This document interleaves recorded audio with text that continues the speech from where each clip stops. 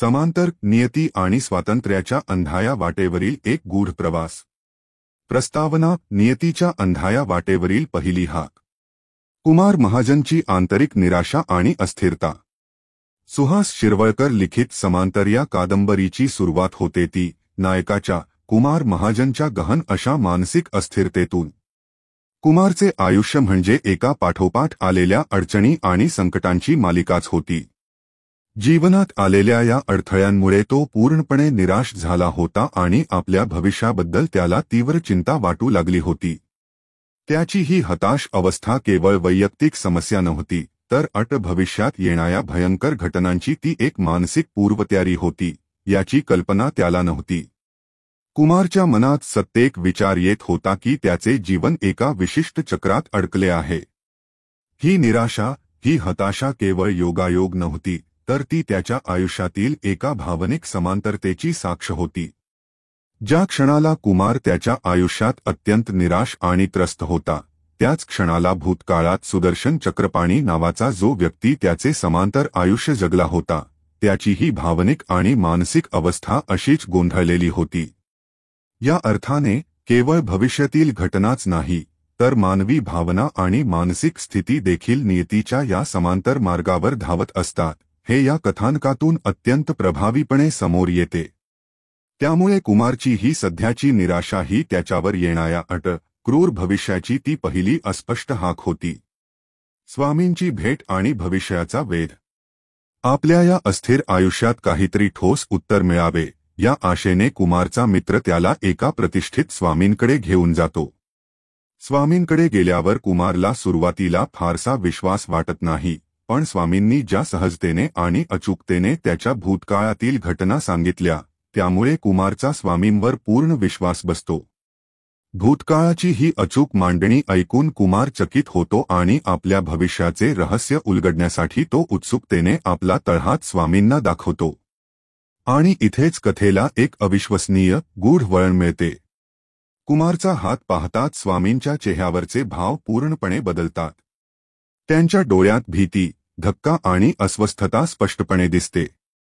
हा तळहात पाहिल्यावर काहीतरी भयानक सत्य उघड झाल्यामुळे स्वामी त्याला भविष्य सांगण्यास स्पष्टपणे नकार देतात.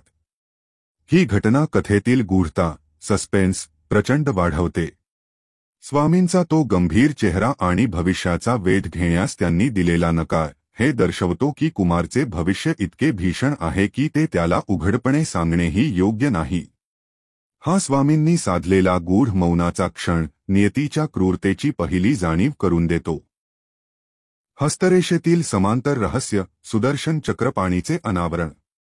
समांतर अस्तित्वाची संकल्पना. स्वामींनी जेव्हा कुमारला भविष्य सांगण्यास नकार दिला, तेव्हा त्यांनी जे रहस्य उलगडले, तेच या कादंबरीचा मूळ गाभा आहे. त्यांनी कुमारला सांगितले की त्याच्या वाट्याला जे आयुष्य येणार आहे, ज्या घटना त्याला भविष्यात अनुभवाव्या लागणार आहे, तेच आयुष्य भूतकाळात सुदर्शन चक्रपाणी नावाच्या एका व्यक्तीने जगले आहे. कुमार आणि सुदर्शन चक्रपाणी यांचे भविष्य एकमेकांना पूर्णपणे समांतर आहे. लेखक सुहास शिरवळकर यांनी येथे हस्तरेषेचा पालमिस्ट्री आधार घेतला असला तरी या संकल्पनेला एका सखोल वैज्ञानिक आणि तात्विक उंचीवर नेले आहे. काळ, टाइम आणि नियती, फेट ह्या एकमेकांना समांतर धावत असतात. याचा अर्थ असा की हे दोन स्वतंत्र व्यक्ती आहेत. त्यांचे व्यक्तिमत्व वेगळे असेल, पण त्यांच्या आयुष्यातील घटनाक्रम, इव्हेंट टाइमलाईन पूर्णपणे जुळणारा आहे. एका व्यक्तीच्या आयुष्याची ब्लूप्रिंट दुसऱ्या व्यक्तीचे भविष्य ठरवते. या दोन्ही नायकांचे आयुष्य एकमेकांवर सावली टाकतात, शॅडो इच अदर, ज्यामुळे एकाची नियती दुसऱ्याच्या आयुष्यात पुनरावृत्त होते. या कथेतील सुदर्शन चक्रपाणी हे नाव केवळ एका पात्राचे नाव नाही, तर ते नियतीच्या अटस्वरूपाचे प्रतीक आहे. चक्रपाणी म्हणजे चक्र धारण करणारा, हे नशीब ख्या अर्थाने एक चक्र आहे, जे सतत फिरत राहते. या चक्रात घटना आणि अनुभव निश्चित असतात, फक्त भूमिका वठवणारे लोक आणि त्यांची नावे बदलतात. हेच नियतीचे चक्र आहे, जे एका व्यक्तीचे आयुष्य संपल्यावर दुसऱ्या व्यक्तीला त्याच मार्गावर पुढे ढकलते. कुमार महाजन हा या नियतीच्या चक्रातील केवळ एक नवा घटक आहे, जो सुदर्शन चक्रपाणीने पूर्ण केलेल्या मार्गावर चालण्यासाठी बांधील आहे. कुमार आणि चक्रपाणी यांच्यातील नियतीची जुळणी. समांतरतेची ही संकल्पना अधिक स्पष्ट करण्यासाठी कुमार महाजन आणि सुदर्शन चक्रपाणी यांच्या जीवनातील घटनांचा क्रम तपासून पाहणे आवश्यक आहे. ही दोन आयुष्ये कशी एकमेकांना हुबेहूब जुळतात हे खालीलप्रमाणे स्पष्ट होते. नियतीची समांतरता. कुमार आणि चक्रपाणी. जीवन बिंदू, life event. Sudarshan Chakrapani, the past blueprint. Kumar Mahajan, the future iteration. आयुष्याचा मार्ग, पाथ ऑफ लाईफ. भूतकाळात अनुभवलेले क्षण, चुका आणि यश. भविष्यात त्याच चुका आणि यश पुन्हा अनुभवण्याची अटता. नियतीचा संघर्ष, स्ट्रगल विथ फेट. जी व्यक्ती आपले आयुष्य पूर्ण जगून गेली. जो माणूस त्याच मार्गावर पुढे ढकलला जातोय. ज्ञानाचा आधार, सोर्स ऑफ नॉलेज. हस्तरेषा. नियतीचे चक्र. सुदर्शन चक्रपाणीने लिहिलेली डायरी. अंतिम परिणाम, अल्टिमेट आउटकम. अटळ मृत्यू, खून. अटळ खुनाचा प्रसंग, तोच अनुभव घेणे. या तुलनात्मक अभ्यासातून हे स्पष्ट होते की कुमारला केवळ नशिबाने नव्हे तर पुनरावृत्तीने बांधले आहे. त्याचे स्वातंत्र्य केवळ घटनांच्या मांडणीत थोडे बदल घडवून आणण्यापुरते मर्यादित राहते, पण अंतिम परिणाम मात्र अटळ असतो. डायरी. भविष्याचा क्रूर नकाशा आणि भीषण भविष्यवाणी. डायरीचे रहस्य, भविष्याचा ब्लूप्रिंट. कुमारला जेव्हा या समांतर अस्तित्वाची जाणीव होते तेव्हा त्याला नियतीवर नियंत्रण मिळवण्याचा एक मार्ग दिसतो. तो सुदर्शन चक्रपाणीची डायरी मिळवतो. ही डायरी म्हणजे त्याच्या संपूर्ण भविष्याचा तपशीलवार नकाशाच होती. या डायरीतील रोज एक पान कुमार वाचत असतो, ज्यामुळे त्याला त्याच्या उद्याचा दिवस कसा असेल हे अगोदरच कळत होते. ही डायरी केवळ भविष्याची माहिती देणारा दस्तावेज नव्हता, ती नियतीच्या अटळ अस्तित्वाची भौतिक साक्ष होती.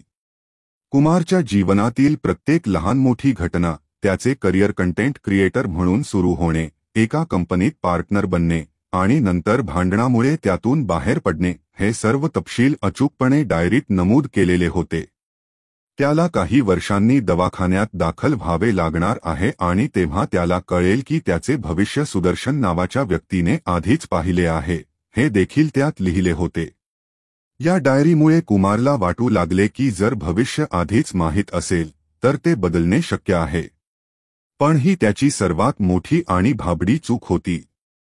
भीतीदायक सत्य, खुनाची भविष्यवाणी. या डायरीतील माहिती वाचत असताना कुमारच्या पायाखालची जमीन सरकवणारा क्षण येतो. डायरीच्या एका पानावर लिहिलेले असते की कुमार महाजनच्या हातून सुदर्शन चक्रपाणीचा खून होणार आहे. मी खुनी होणार हा विचार कुमारच्या मनात वादळ निर्माण करतो. त्याला अचानक त्याच्या आयुष्यातील सर्वात क्रूर, सर्वात भयंकर आणि सर्वात अनपेक्षित सत्य अगोदरच कळते. या एका घटनेच्या भविष्यवाणीने कुमारच्या जीवनातील सर्व शांतता हिरावून घेतली. या डायरीने त्याला केवळ भविष्य सांगितले नाही, तर त्याला त्याच्या नशिबातील गुन्हेगाराची भूमिकाही अगोदरच स्पष्ट केली. नियतीची ही क्रूर चेष्टा होती, जिथे भविष्यातील घटना माहीत असूनही त्याला त्यातून सुटका नाही, हे सिद्ध होणार होते. ही भविष्यवाणी कुमारला एका तीव्र मानसिक संघर्षात ढकलते, जिथे त्याला या खुनाच्या सावलीपासून दूर पळायचे आहे. चक्रपाणीचे अपूर्ण आयुष्य आणि डायरीचा अंत. या समांतर आयुष्याच्या रहस्यमय प्रवासात आणखी एक धक्कादायक सत्य समोर येते. कुमार ज्या सुदर्शन चक्रपाणीला शोधण्याचा आणि वाचवण्याचा प्रयत्न करत होता, तो खरं तर आधीच मृत आहे. कुमारला भेटणारा चक्रपाणी हा त्या समांतर आयुष्याचा केवळ एक भाग असतो. सर्वात महत्त्वाचे म्हणजे कुमारच्या भविष्याचे तपशील देणारी ही डायरी काही दिवसांनंतर अचानक अधंतरी थांबते. ही अधंतरी समाप्ती कादंबरीच्या तात्विक गाभ्याला स्पर्श करते. डायरी अपूर्ण असण्याचे कारण हेच आहे की सुदर्शन चक्रपाणीने त्याचे आयुष्य पूर्ण केले, पण नियतीचा मार्ग मात्र पूर्ण झाला नाही. कुमार महाजनने आता चक्रपाणीचे अपूर्ण राहिलेले समांतर आयुष्य जगण्यास सुरुवात केली आहे. ही अधंतरी समाप्ती दर्शवते की नियतीचा हा खेळ कधीही थांबत नाही, ते एक अनंत पुनरावृत्तीचे चक्र आहे. कुमारचे आयुष्य पूर्ण झाल्यावर दुसरे कोणीतरी त्याच समांतर मार्गावर चालायला लागेल. कुमारला हे चक्र पुढे चालवावेच लागते. तो केवळ या निरंतर नियतीच्या मालिकेतील एक दुवा आहे. स्वातंत्र्याची धडपड, नियती विरुद्ध महाजनचा अट्टाहास. नियती बदलण्याचा जिद्दी प्रयत्न. भविष्याचा हा क्रूर नकाशा समोर असताना कुमार महाजन हार मानण्यास तयार होत नाही. त्याला त्याचे आयुष्य स्वतःच्या अटींवर जगायचे आहे. त्याला त्याची स्वप्ने पूर्ण करायची आहेत आणि सर्वात महत्त्वाचे म्हणजे त्याला त्याच्या हातून होणाऱ्या खुनापासून स्वतःला वाचवायचे आहे. कुमारने भविष्यावर नियंत्रण मिळवण्यासाठी पराकाष्ठा सुरू केली. या प्रयत्नांचा भाग म्हणून तो तत्काळ नोकरी बदलतो, एका शहरातून दुसऱ्या शहरात ट्रान्सफर घेतो आणि आपले स्थान बदलण्याचा प्रयत्न करतो. हा त्याचा नियतीविरुद्धचा थेट उठाव होता. तो केवळ स्वतःला वाचवण्यासाठी नाही, तर सुदर्शन चक्रपाणीला शोधून त्याला संभाव्य धोक्यापासून वाचवण्याचाही प्रयत्न करतो. कुमारला विश्वास होता की जर त्याला भविष्य माहीत आहे तर तो त्याचे मार्ग बदलू शकतो. मी माझं भविष्य लिहीन, नियती नव्हे, या एका विचाराने तो प्रेरित झाला होता. त्याचा हा प्रयत्न म्हणजे मानवी जिद्द आणि स्वातंत्र्याची तीव्र आकांक्षा होती. प्रयत्नांची निरर्थकता. The futility of free will. कुमारने केलेले सर्व प्रयत्न किती निरुपयोगी ठरतात हे पाहून नियतीची शक्ती अधिक भयावह वाटू लागते. कुमारने नोकरी बदलली, शहर बदलले, पण ज्या घटना सुदर्शन चक्रपाणीसोबत भूतकाळात घडल्या होत्या त्या त्याच मार्गाने कुमारच्या आयुष्यातही घडताना दिसतात. तो नोकरी बदलून जरी दुसरीकडे गेला तरी तो पुन्हा एका अशाच परिस्थितीत अडकतो जिथे चक्रपाणीने अनुभवलेल्या घटनांची पुनरावृत्ती होते. कुमारचा संघर्ष, त्याची धडपड हे केवळ मार्गातील बदल होते, पण त्याचे गंतव्यस्थान मात्र अट होते. नियतीने त्याच्या स्वतंत्र कृतींनाही आपल्या निर्धारित अंतिम टप्प्याकडे मोठ्या सहजतेने खेचून घेतले. त्याचे स्वातंत्र्य केवळ प्रतिक्रिया देण्यापुरते मर्यादित होते, ज्यामुळे त्याला वाटले की तो नियंत्रण करत आहे. पण खरं तर त्याची प्रतिक्रिया देखील त्या समांतर मार्गाचाच भाग ठरली. हा संघर्ष अखेरीस त्याला पूर्णपणे थकवून टाकतो. मी थकलो आहे. साला, आधी मी कदीरच्या मागे धावत होतो, मग तुमच्या मागे धावू लागलो. हा कुमारचा उद्गार त्याच्या हताश झालेल्या आणि पराभूत झालेल्या संघर्षाचे प्रतीक आहे. अंतिम सत्य, अनुभव आणि चक्राची पूर्णता. नियतीची क्रूर समाप्ती. कुमार महाजनने नियतीला झुकवण्यासाठी सर्व काही केले. त्याने आपले स्थान, नोकरी, जीवनशैली बदलली, पण नियतीने अखेरीस विजय मिळवला. सर्व प्रयत्नांनंतरही डायरीत लिहिलेली सर्वात भीषण भविष्यवाणी खरी ठरते. सुदर्शन चक्रपाणीचा खून ठरतो आणि तो खून कुमार महाजनच्या हातूनच होतो. हा प्रसंग अत्यंत नाट्यमय आणि भावनिक आहे. ज्या गोष्टीपासून कुमार जन्मभर दूर पळण्याचा प्रयत्न करत होता तेच क्रूर सत्य त्याच्या पदरी पडते. या क्षणी कुमारला जाणीव होते की नियतीची शक्ती किती प्रचंड आहे आणि त्याला मिळालेले भविष्य बदलण्याचे ज्ञान किती तोकडे आहे. कुमारच्या आयुष्याचे चक्र आता पूर्ण झाले होते. नियतीच्या या क्रूर खेळाने त्याला त्याची भूमिका पार पाडण्यास भाग पाडले, मग भलेही त्याला ते भविष्य आधीच माहीत होते. अंतिम दृष्टिकोन, घटनेची पुनरावृत्ती आणि अनुभवाचे महत्त्व. समांतर ही कादंबरी वाचकांना नियती विरुद्ध स्वातंत्र्य यावरील एका अत्यंत महत्त्वाच्या तात्विक निष्कर्षाकडे घेऊन जाते. तुम्ही भविष्यात काहीही बदलण्याचा प्रयत्न केला तरी घडायच्या घटना त्याच मार्गाने, समांतर, घडतात. हा कादंबरीचा अंतिम आणि महत्त्वाचा संदेश आहे. याचा अर्थ असा की कुमारला केवळ भविष्य माहीत असून पुरेसे नाही. भूतकाळातील व्यक्तीने केलेल्या चुका, त्या व्यक्तीने सोसलेल्या वेदना आणि अनुभवलेला संघर्ष हे सर्व त्याला स्वतःला भविष्यात अनुभवावेच लागतात. अनुभव, एक्सपिरियन्स, हेच या समांतर चक्रातील अंतिम सत्य आहे. केवळ माहितीमुळे नियती बदलत नाही, तर ती वेदना, तो संघर्ष आणि त्या चुका पुन्हा जगणे मानवी अस्तित्वासाठी अनिवार्य ठरते. नियतीची अटता या अनुभवाच्या पुनरावृत्तीत दडलेली आहे. नियतीचा मार्ग एकच असला तरी त्या मार्गावर चालण्याची भावना आणि त्या संघर्षाची दाहकता हाच माणसाचा खरा अनुभव असतो. समांतर आयुष्याचा अंतिम संदेश. कुमार महाजनचे आयुष्य आता सुदर्शन चक्रपाणीच्या आयुष्याला पूर्णपणे समांतर झाले आहे. नियतीचा हा खेळ खरं तर एक निरंतर चक्र आहे.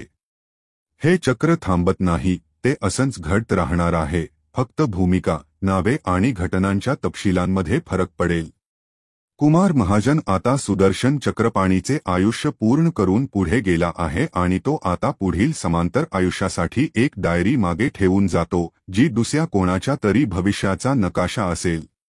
समांतर ही कादंबरी वाचकांना हा खोल प्रश्न विचारते, जर आपले भविष्य आधीच लिहिले गेले असेल, तर आपले जगणे खरोखरच आपले आहे का? की आपण केवळ एका विशाल, अट चक्रातील भूमिका वठवत आहोत? नियती अट असली तरी, त्या नियतीला सामोरे जाण्याचा संघर्ष, त्या संघर्षातील भावना आणि तो अनुभव हेच मानवी अस्तित्वाचे एकमेव आणि सर्वात मोठे सत्य आहे. या समांतर रेषा कधीच एकमेकांना भेटत नाहीत, पण त्या एकाच मार्गावर अनंतकाळ धावत राहतात. आयुष्याच्या या गूढ प्रवासाची ही रोमांचक कथा वाचकांच्या मनात दीर्घकाळ रेंगाळत राहते.